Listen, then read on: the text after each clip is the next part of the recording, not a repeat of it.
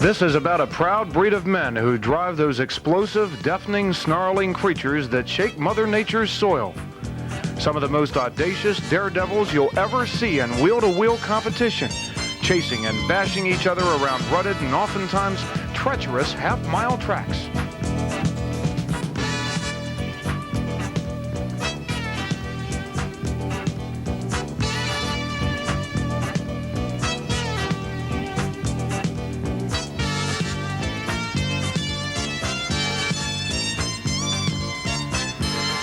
Hagerstown Speedway, feature time.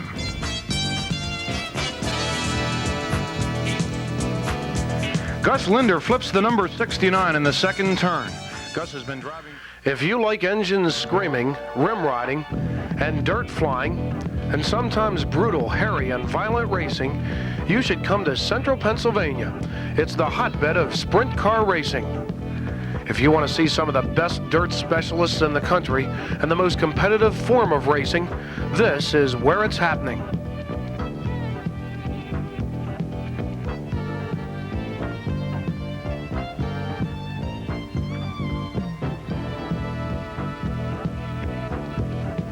The Williams Grove National Open, Gordon Johncock, Sam Sessions,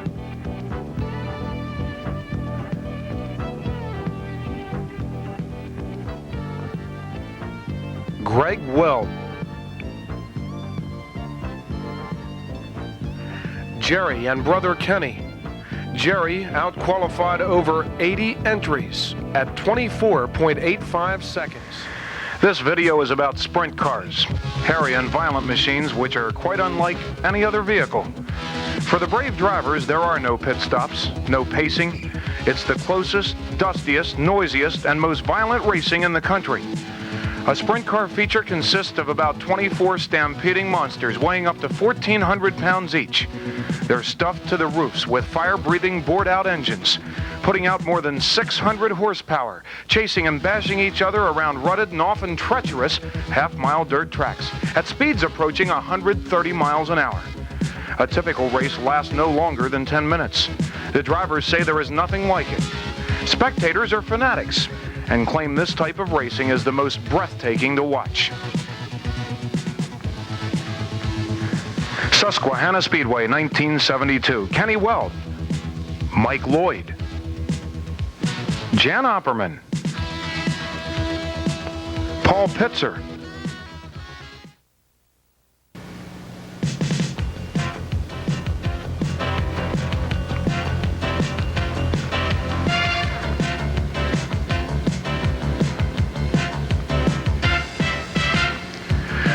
This is about a proud breed of men who drive these explosive, deafening, snarling creatures that shake Mother Nature's soil.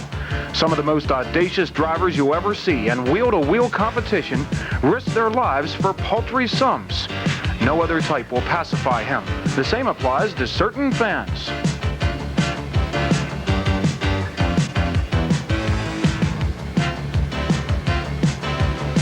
Allentown Fairgrounds, Pennsylvania, August 6, 1966.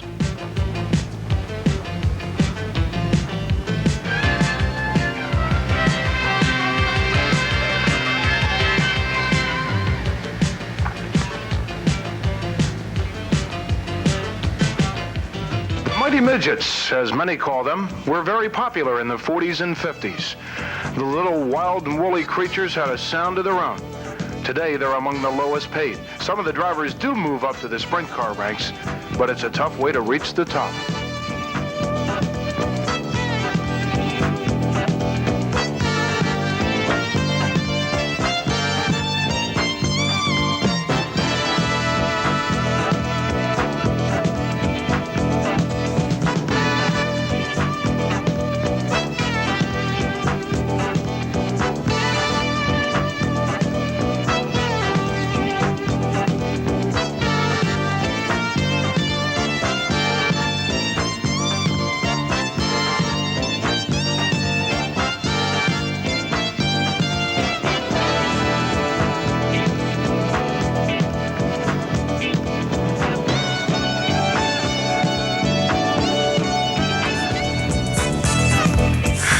Whether one calls them jalopies, heavies, closed-in sprinters, or just plain sportsmen or modifieds, this form of racing is alive and healthy. The Mid-Atlantic states are heavily populated with tracks which produce big fields and close competition.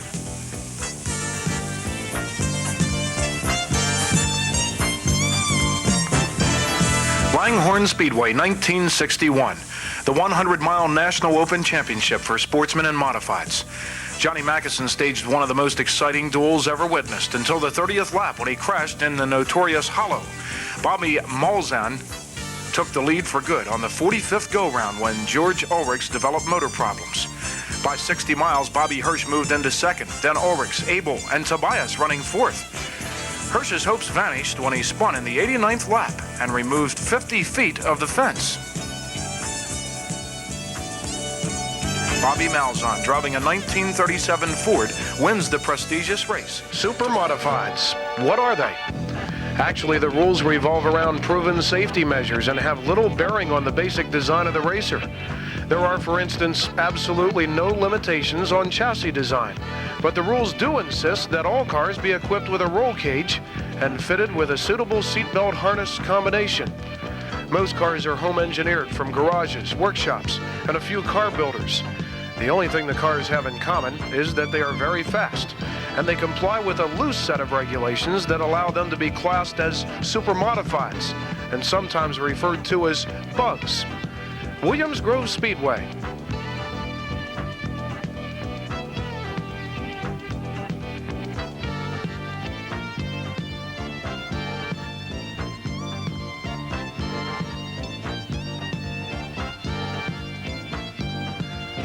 Bill Peters hits the fence.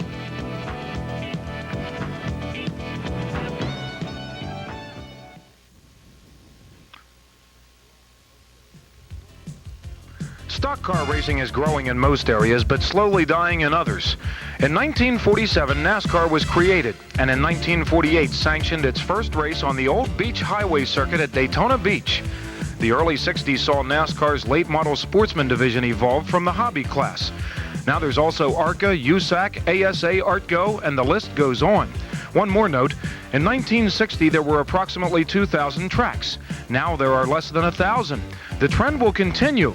The value of real estate and the rising cost of insurance have played a very important part in their demise. Williams Grove Speedway.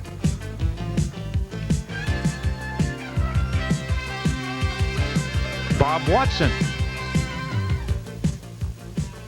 Benny Parsons in the Russ Dawson Torino Special.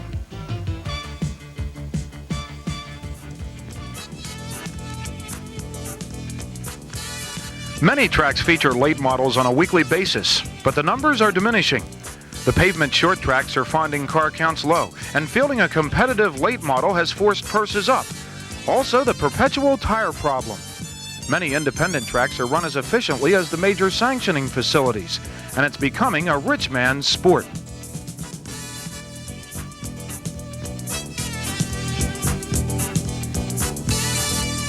Hagerstown Speedway, 1976, the Hub City 150, Larry Wright, number 31. Ben Miley, number 99. Buck Johnson, number 44, and Sam Nally in the Nova 300. Paul Wagner and Larry Gorman, number 100. Larry's the local favorite and also set fast time. A new track record. Roger Tracy getting out of shape.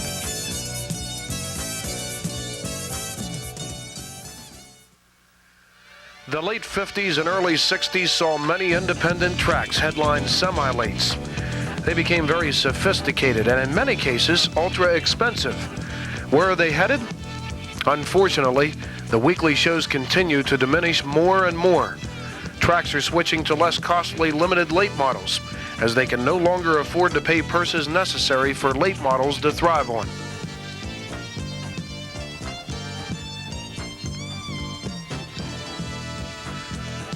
Lincoln Speedway.